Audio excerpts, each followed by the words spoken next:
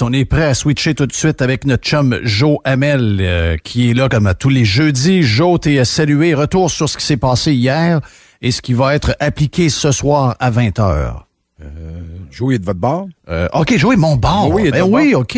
Joe, t'es là. Excuse-moi, je pensais que t'étais du côté de choix. T'es salué, mon ami Joe. Vas-y.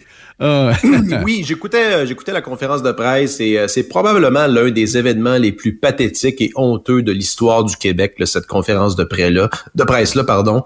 Il y a eu une manipulation, évidente des informations. On a affaire, Jeff, à un gouvernement de menteurs. T'as vu Roberge au sujet de la ventilation, Legault au sujet des restaurants et de la santé publique, t'as Fitzgibbon qui a menti au sujet de ses investissements et ses différentes implications. T'as eu aussi une infantilisation des Québécois qui est constante depuis le début de cette crise-là. T'as une dynamique de recherche de boucs émissaires. On veut toujours trouver des coupables, que ce soit les voyageurs, les jeunes, les gyms, name it, Radio X. Quand tu regardes tout ça, là, la manipulation de l'information, le mensonge, faire peur, trouver des coupables, c'est pas digne des meilleurs régimes politiques dans l'histoire du 20e siècle, là, ça, Jeff. Écoute, très déçu de voir ça. Je sens que cet événement-là, hier, en a fait basculer plusieurs. Là. Il y en a, là, je pense qu'il était sur le bord sur le bord de la crise de nerfs. Je lisais la réponse à Éric Duhem qui était avec toi là, juste avant moi. Je pense que tout est là dans sa réponse. Je sais pas si tu l'as lu, là, mais c'est très, très bon. Affirme que c'est, avec raison, je pense que c'est rendu une crise politique. Fait à noter le virage à 180 degrés du gouvernement Legault, alors qu'il disait à la conférence précédente qu'il gardait le cap pour la réouverture, on rassurait les gens. Et là, tout d'un coup, en fait, c'était assez prévisible là, quand j'ai remarqué, moi, les différentes lettres d'opinion et les sorties des groupes d'intérêt, que ce soit le Collège des médecins, les syndicats, et ça avait été habilement préparé là, par certains éditorialistes. On demandait là, un resserrement des mesures. C'était assez prévisible. Là. Bref, dans sa lettre aussi, Éric dit qu'il faut pivoter vers une stratégie plus viable et soutenable, c'est-à-dire protéger les vulnérables, laisser le reste de la population vivre. Après 1 an, je pense que de données, là, on peut pas faire autrement. Bref, Éric fait de la politique, il a raison, ça prend des solutions politiques à une crise politique. Et surtout, Jeff, il rappelle le contexte américain, c'est-à-dire que oui, il y a plus de vaccination, mais il y a beaucoup d'États qui sont maintenant résolument engagés dans la réouverture, que ce soit même, je parle pas juste du Texas puis de la Floride, un État comme New York, qui est un voisin du Québec, il faut le rappeler, qui a été un des États les plus touchés par la première vague là, d'infection, ils n'ont pas le choix, sont en train de réouvrir. Tout est ouvert à peu près à New York, sauf, je pense, les représentations de grandes salles, là, les spectacles, etc. Donc, je lisais également les chiffres de lignes aériennes. Je sais pas si tu as suivi ça, Jerry, mais je pense qu'on est proche du seuil de avant pandémie. Je pense que Delta était sur le bord de vendre les sièges du milieu, là, parce que là, ils laissaient toujours un siège dans le milieu, mais là, ils ont besoin de la capacité. Donc, ils commencent, je pense, le 1er mai. Ouais. C'est ça. Donc, on est vraiment dans le train est reparti. J'ai l'impression, comme tu disais, que le Québec s'accroche à cette crise-là. Bref, c'était mon impression générale là, de ce qui s'est passé hier. Est-ce que tu questionnes aussi... en fait, ce qu'on voit, c'est que les Américains, bon, ils acceptent plus... si on prend l'exemple du gouverneur, du premier ministre de la Floride, qui a été le leader dans cette crise-là, le Texas a suivi, etc., et d'autres États également par après.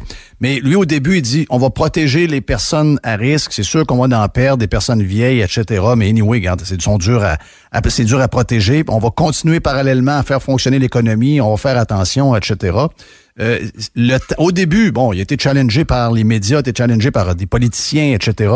Et finalement, même les gens qui étaient contre lui au début sont venus après plusieurs mois à dire, écoute, on est obligé de dire qu'il avait raison. Il y a, quand on poigne ce problème-là, il y a 2-3 fronts à s'occuper. Il n'y a pas juste un front global. Il faut y aller sur 2-3 fronts à part. Et M. DeSantis a bien réussi.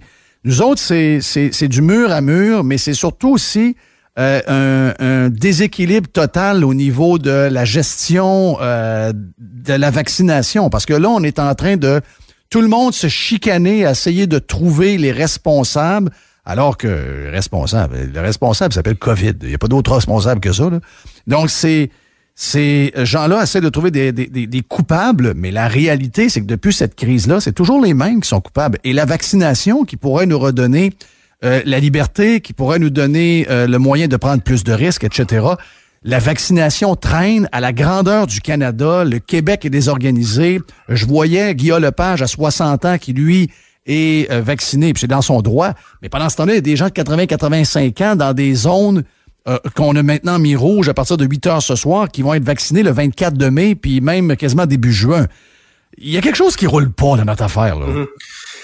On va y revenir sur la vaccination parce que je veux t'en reparler, mais écoute, après un an, là, la stratégie de tenter de contrôler les infections par les différentes mesures, cette stratégie-là, elle est totalement discréditée, là. Si vous croyez que les cas montent parce que les gens ne respectent pas les mesures, là, vous échouez un test d'intelligence assez élémentaire. Parce que depuis un an, on a des données.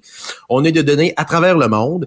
Et écoute, tu mets plusieurs courbes de différents États là, à travers l'Amérique, là, et que tu enlèves le nom des États, t'es pas capable de séparer celles qui ont eu des mesures strictes de celles qui étaient totalement ouvertes comme la Floride ou autre État. Pire que ça, les gens qui sont pro-mesures nous disent c'est parce que les gens écoutent pas assez les mesures. Prends la courbe du Japon. Le Japon a un taux d'adhésion du port du masque qui est près de 100%. Je pense que c'est 98%. Ça a été donné en exemple souvent.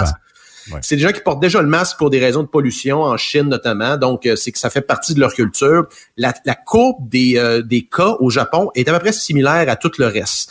Donc, il y a à peu près rien qu'on peut faire pour diminuer, du moins pour contrôler, atteindre là, ce qu'on voudrait peut-être appeler le COVID-0. Rendu là, on est rendu à un point à se demander, est-ce que les dommages causés par les différentes mesures mur à mur, comme tu dis, sont plus grands que le virus lui-même. Tu sais, je pense que c'est un questionnement qu'on peut avoir à ce point-ci. Puis au Québec, ça ne semble pas être un questionnement qui se fait. On est constamment tourné vers l'Europe, la France, etc. Écoute, c'est assez grave. Je lisais justement les ouvertures. Je suis pas un fan de baseball, mais je voyais que je pense au Texas, il va y avoir un match à guichet fermé. Alors que, écoute, on est rendu en Europe, Jeff, là, à annuler des courses de vélo à l'extérieur.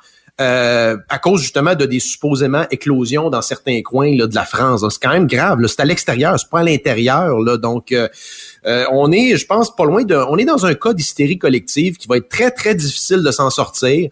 Les régimes confidiaux comme Legault, comme Doug Ford, je pense aussi que le gouvernement Macron est pogné dans le même dynamique. Ils sont otages un peu d'une dynamique politique qu'ils ont eux-mêmes déployée. Je pense ils réalisent un point qu'ils sont allés trop loin et ils peuvent pas s'en sortir sans avoir l'air fou. C'est ça qu'il faut comprendre. Là. Ces régimes-là ne peuvent pas sortir du jour au lendemain en disant, vous savez, on a fait erreur, puis on va tout réouvrir. Ça peut pas arriver comme ça.